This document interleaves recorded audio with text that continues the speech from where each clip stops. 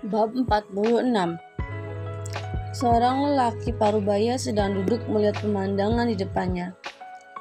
Ia menghisap dalam-dalam rokok yang berada di mulutnya, menikmati nikotin yang menyapa paru-parunya. Lelaki itu tersenyum. Senyuman itu bukan senyuman bahagia atau senyuman senang, melainkan senyum itu senyum yang mengerikan dan menakutkan. Dialah Santos, adik tiri Sonya, dalang dari penculikan Zayan dan Gia. Ia baru saja bebas dari penjara. Dia melewati hari-hari di penjara dengan suram. Hatinya dipenuhi dendam. Dendam pada keponakannya yang tak lain adalah Zayan. Dia bersumpah, saat dia bebas, ia akan membalas rasa sakit hatinya dan menghancurkan keluarga Albert. Saat di dalam penjara, dia tidak tinggal diam. Dia menyuruh anak buahnya untuk mengawasi gerak-gerik keluarga Albert. Bahkan salah satu anak buahnya bisa menjadi penyusup, menjadi anak buah Zayan, dan bisa secara detail mengabarkan tentang apa saja yang dilakukan Zayan. Mata Zayan membulat saat melihat ada foto-foto dirinya dan Gia yang sedang berada di Bali. Foto itu sudah tersebar di website perusahaan. Shit, geramnya. Ia berpikir keras, siapa yang meretas sistem perusahaan? Mark, masuk ruanganku. Titah Zayan lewat sambungan telepon. Tak lama, Mark pun masuk. Ia masuk sambil melihat ponsel. Dalam sekejap, kisah Zayan menjadi pemberitaan. Selain foto-foto mesranya bersama Gia, hubungan antara Zidane, Zayan dan Gia ikut tersorot. Semua karyawan pun dibuat heboh dengan berita tersebut. Mereka mengingat Zidane yang pernah dekat dengan Gia. "Kau sudah menangani ini, Mark?" tanya Zayan ketika Mark sudah masuk ke dalam ruangannya. Zayan menyenderkan punggungnya ke belakang. "Semua orang-orang kita sudah berusaha memperbaikinya. Dalam waktu 1 jam, semuanya akan beres," jawab Mark.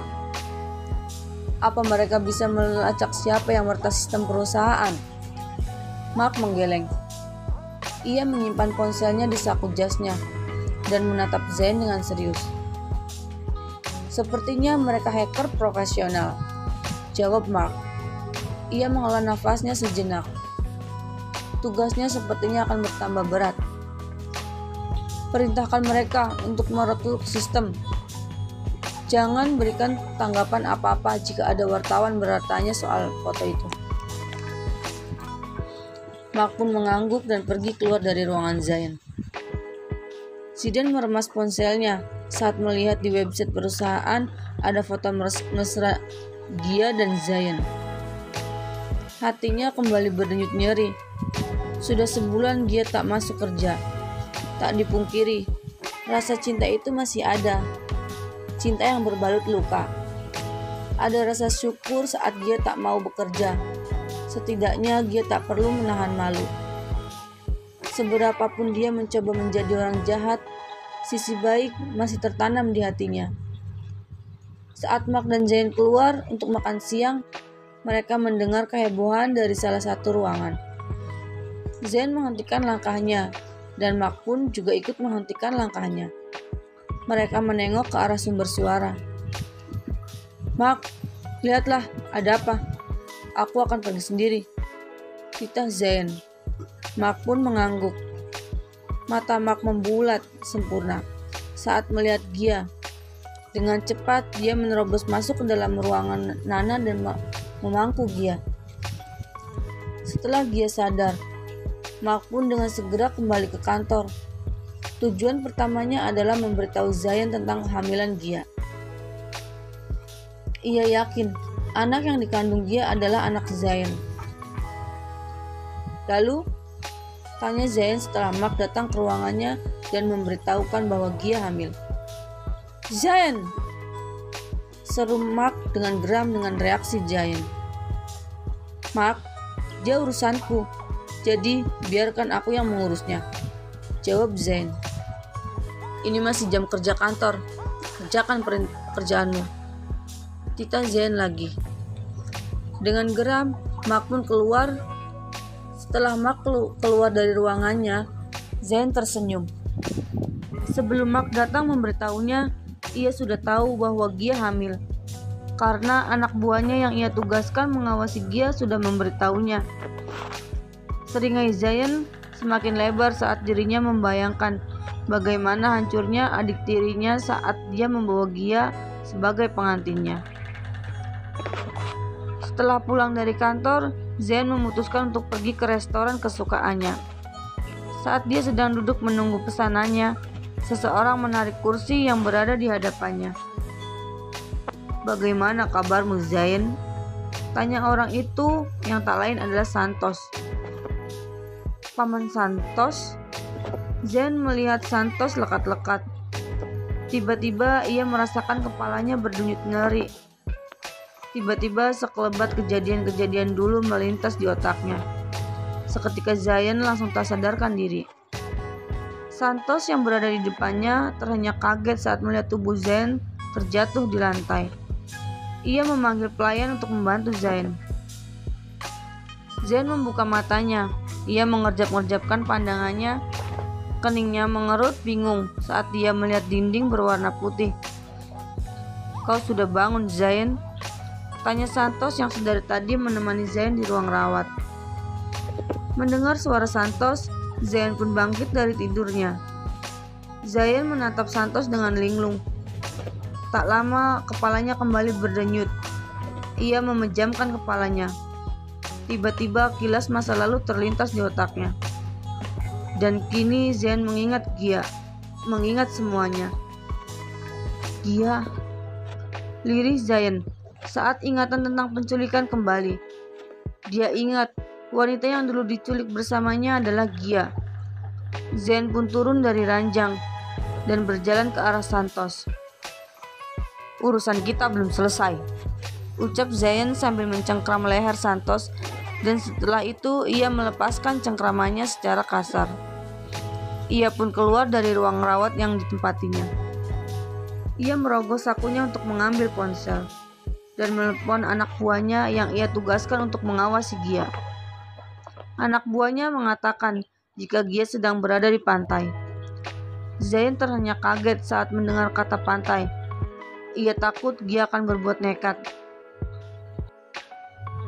Ia pun menaiki taksi dan berniat kembali ke restoran untuk mengambil mobilnya.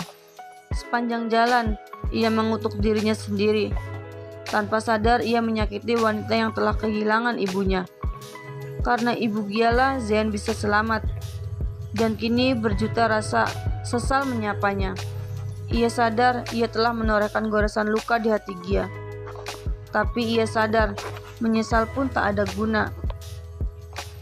Zain memajukan mobilnya dengan kecepatan penuh.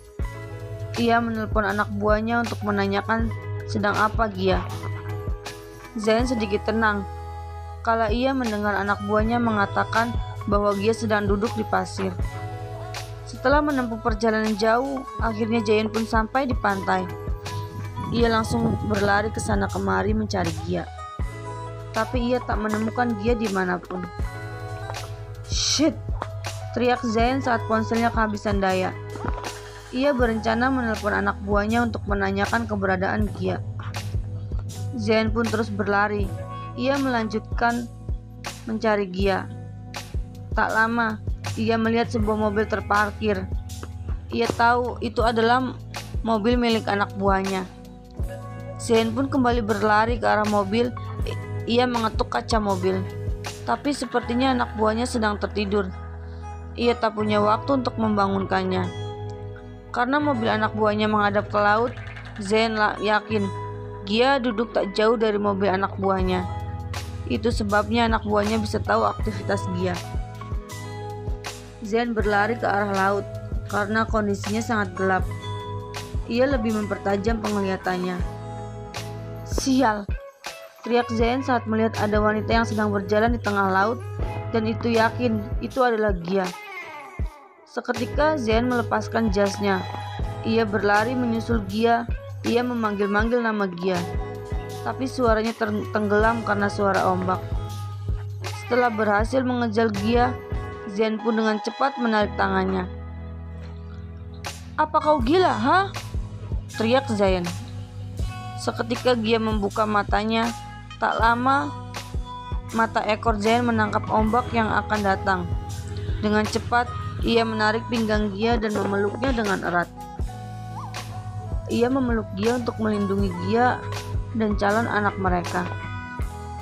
Zen tidak melawan saat ombak datang, sebab jika dia melawan arus ombak, mereka bisa terbawa ke lautan. Ia membiarkan ombak menghantam mereka agar tubuh mereka kembali ke daratan.